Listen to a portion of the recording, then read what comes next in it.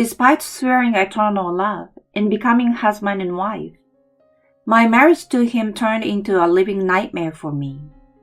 His parents, who doted on my husband excessively, and a husband who always put his parents before me, they treated me like a convenience, dumping unreasonable demands on me. There was no way I was going to let these people ruin my life. I teach them all a lesson. I planned a little surprise. My name is Chloe, and I'm 29 years old. I married Jack, and it's already been a year. We both work at the same company, so we often work together. For the record, I only have a high school diploma, while he has a college degree. But since I have been with the company longer, I'm technically his senior. Our company values performance over educational background. So despite only having a high school diploma, I earn a decent salary thanks to my good sales record. On the other hand, Jack is also competent at his job and well respected, making him a boyfriend I was proud of. I was drawn to him more and more and happily accepted his proposal, becoming his wife. That's when his parents started meddling in our relationship. One day, when we visited his parents, Lori, his mother, suddenly said to him, "Hey, Jack, are you really okay with this?" "With what?" "Marrying Chloe. You've always been good at everything, from academics to sport. And yet, you chose someone ordinary like her." His father, Roger, agreed, nodding. "Yeah, she seems pretty average. Nothing special about her." "Oh, that? It's fine. I love her." "Well, if you're okay with it," Lori said, glancing at me. Sorry for being so ordinary. I've worked hard too, you know. I fumed internally, but never voiced my frustrations. To maintain a peaceful marriage, I wanted to avoid conflict with them as much as possible. On another day, they started complaining in front of me again. "Hey, Jack, are you really okay with your current job?" "Yes, the place employs people with just a high school diploma like Chloe, right?" "But the pay is good, and I have friends there." "You're not the type to settle for a job like that, though, are you?" "Exactly. You're smart. There must be better opportunities out there," they advised him, glancing at me now and then. I chose not to react, though I was seething inside. What kind of way is that to talk? I'm doing my job well, and my education doesn't make a difference in my work. Sometimes I even earn more than him. It's clear I don't have a good impression of my in-laws, who judge people by education and appearances. However, they haven't physically harassed me, and the direct harm has been minimal. I had informed Jack about my education beforehand, and he had said, "I love you, all of you." I take pride in my work performance, which is valued more than educational background at our company. I never doubted that he was on my side, no matter what his parents said. Then one day, Jack suddenly announced something unbelievable. "I've been thinking, and I've decided to look for a new job." "What? Why all of a sudden?" "I talked it over with my parents. Our company hires high school grads like you. I have a college degree, so there must be higher level jobs out there for me." "Are you serious? You're looking down on both me and our company." "But it's true. I don't need to do a job that a high school grad can do. Plus, my mom has a connection who can introduce me to a job." "Cut it out. We are lucky to have such a good work environment. And now you want to change that? Shut up. I've realized it. I'm not meant to end up like this. This was a result of his parents influencing him. He had absorbed everything they said, convinced he was too good for his current situation. The next day, without discussing it with me, he submitted his resignation and easily left the company where we had met. It's been barely a year since we got married. He quickly found a new job at a factory through his mother's connection, where his salary was cut in half. The only upside was that it was closer to home, making the commute easier. About a week into his new job, he started complaining about the factory. That guy, he's just a middle school grad, but still acts all high and mighty over me. He vented loudly, scattering his clothes around. I intervened. Why are you so angry? Don't yell like that. The neighbors can hear you. Shut up. Why should I, a college grad, have to take orders from a bottom-rank middle school boss? That's what happens when you start working at a new place. He's your boss after all. I don't care. He has no right to boss me around without any proper education himself. That asshole. Who is the real asshole here? You just started, and you expect to work without any guidance? You chose to switch jobs, so show some patience. I know. Can he really keep going in his current job? How long before he throws in the towel?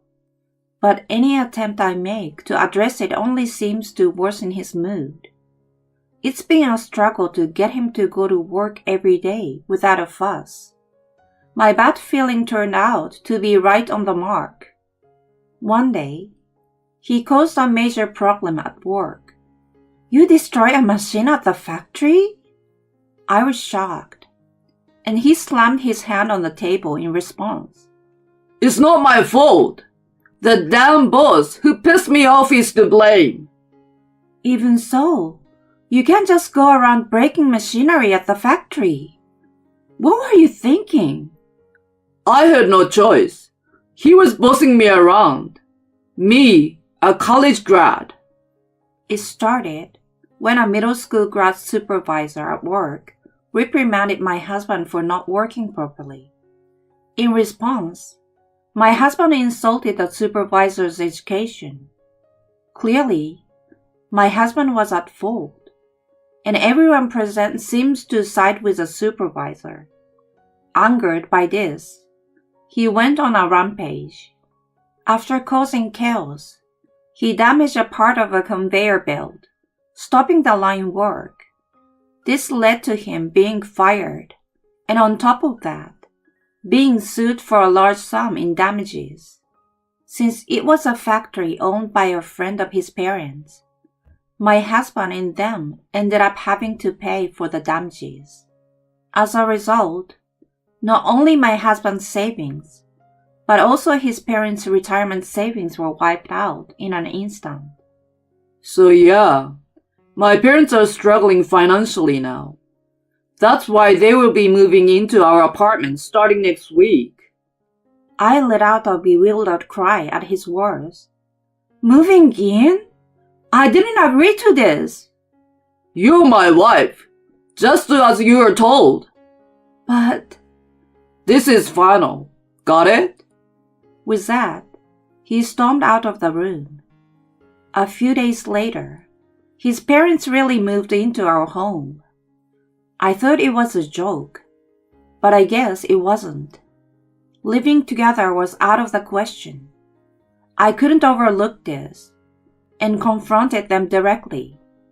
Lori, Roger, I can't have you living here with us. Quiet. It's partly your fault our son didn't do well at the factory. Exactly. You neglected to care for his mental well-being. Wait a minute. How is this my fault? Be quiet. Our lives are a mess because of you. That's right. If you had done your part, this wouldn't have happened. It's all your fault. So living together is only natural, right? What? That makes no sense. I can't live with you. Quiet. Our family home is rented, and we're already terminated the lease. We have nowhere else to go. That's right. We have nowhere else to go but here.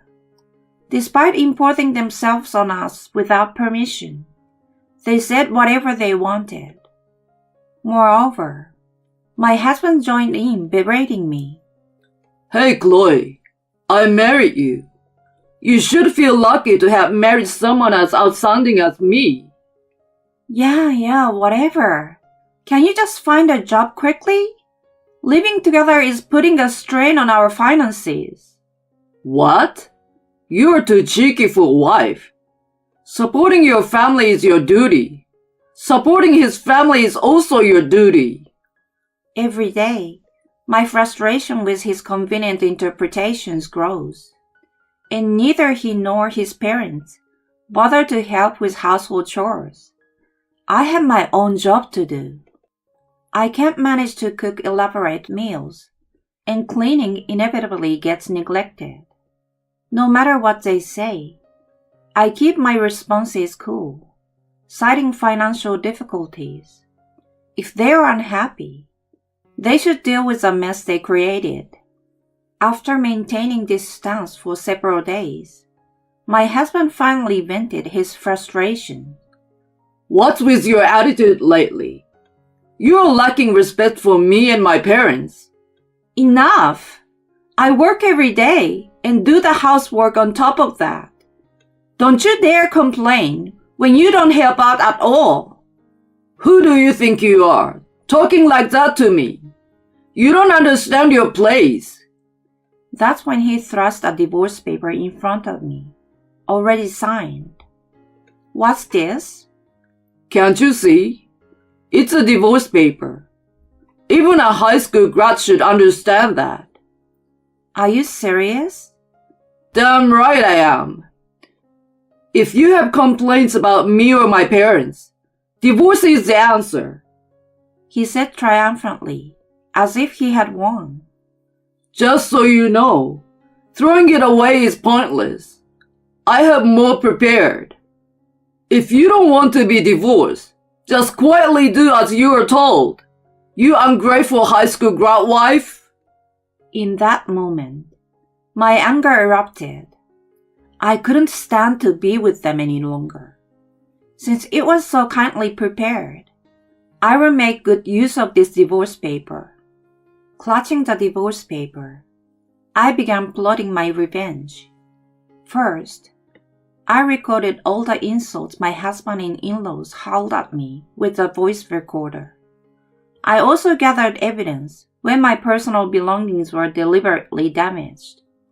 By this time, my husband had started taking temporary jobs, none lasting more than a week. It was as if he had abandoned our family already.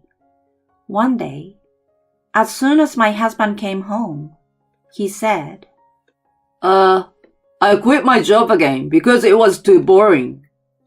Again? You have no right to criticize me, right, Mom, Dad? They just smiled and nodded. This was usual, but Roger added the final blow that day. By the way, I quit my job too. What? What did you do, Roger? I said, I've quit my job. From now on, Chloe, we are counting on you to support us. What? Our son is too proud to work under middle or high school grads because he's so talented. We are counting on you, a high school grad. That's right. It's up to you, with your lower education, to work hard. What are they talking about? They accept their daughter-in-law, not their son to support them? My patience finally snapped with my husband and his father quitting their jobs simultaneously. Is that so? Understood. Spending any more time with this family was a waste. I decided to put all my plans into action. The first thing I did was sign a lease for a new apartment. Of course, it wasn't for all of us to move. It was for me alone to use as my new home. However, moving out without my husband's family noticing would take some time. To create time for packing, I gifted them a 5-day trip. When I handed them a travel ticket, Lori beamed with joy. A trip? Well, you can be thoughtful sometimes. I always appreciate everything you do for me. But are you sure? You can join us if you like. No, I have work, and I thought you'd enjoy some family time together. Oh, really? Well, we'll take you up on that offer then. Once they left for their trip in high spirits, I executed my planned move. During their absence, I shipped their belongings to a weekly rental apartment and canceled our current apartment's lease. Of course, I bore all these expenses. It was a lot, but I consider it necessary for my revenge. A few days later, presumably after returning from their trip, Jack called me. Hey, what's going on? The key won't work. Smirking at his panicked voice, I calmly responded. That would be because I've canceled the lease on that apartment. Cancelled? What are you talking about? Explain yourself. For now, I've stored your family's belongings in a nearby weekly rental. Feel free to do as you please. What do you mean? You're always doing whatever you want. You will regret this if you keep it up. Is that a threat? Should I call the police? He retorted. You ungrateful wife! To which I revealed an important fact. Oh?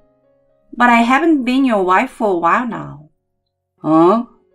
I made sure to finalize our divorce proceeding first, to avoid any legal issues later. What?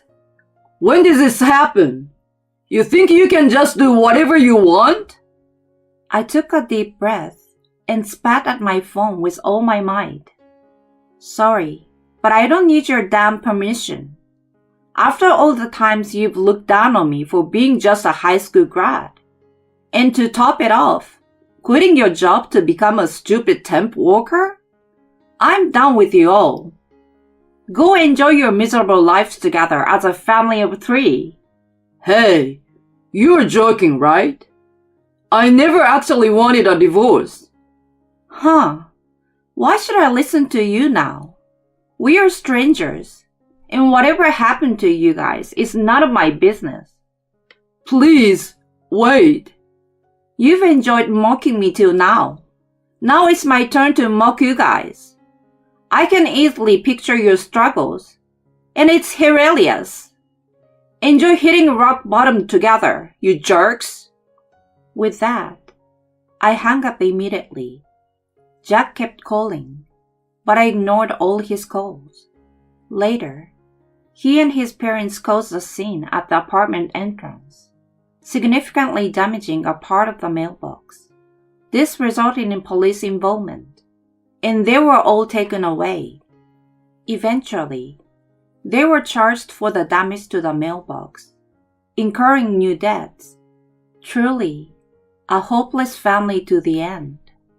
The lease for the weekly rental, where I sent their belongings, is about to expire. They don't know where my new home is, so they can't turn to me for help. Jack and Roger quit their jobs at the same time, and with Lori being a stay-at-home wife, it's hard to imagine how they will survive, especially since Lori and Roger have also canceled the lease on their rental home. It's as if I can see them sinking deeper into a bottomless swamp. I can't help but admire how well my plan worked.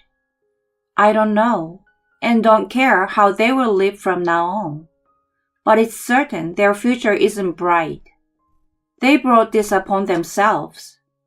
As for me, I'm living freely and comfortably in my new place, enjoying my time without anyone's interference. It's highly unlikely I will live with someone again anytime soon.